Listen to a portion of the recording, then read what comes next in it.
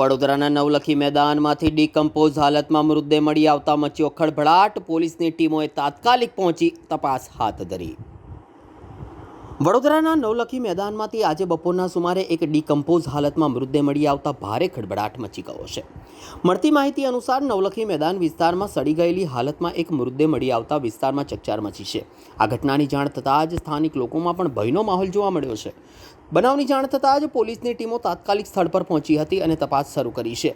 મૃતદેહ ખૂબ જ ડીકમ્પોઝ હાલતમાં હોવાના કારણે તે પુરુષનો છે કે મહિલાનો તેની ઓળખ હજી સુધી થઈ શકી નથી. પોલીસે હાલ મૃતદેહને પોસ્ટમોર્ટમ માટે મોકલી આપ્યો છે, જેથી વધુ વિગતો બહાર આવી શકે. પ્રાથમિક રીતે માનવામાં આવે છે કે મૃતદેહને અહીં પડ્યા ઘણા દિવસો વીતી ગયા હોઈ શકે છે. હાલ પોલીસ આસપાસના વિસ્તારમાં તપાસ કરી રહી છે, તેમજ ગુમ થયેલા વ્યક્તિઓના રેકોર્ડ સાથે પણ તુલના કરવામાં આવી રહી છે. ઉલ્લેખનીય છે કે અગાઉ પણ નવલખી મેદાન વિસ્તારમાં આવી જ ઘટના સામે આવી ચૂકી છે, જેને કારણે સ્થાનિક લોકોમાં સુરક્ષા વ્યવસ્થાને લઈને પણ સવાલો ઉઠાવ્યા છે.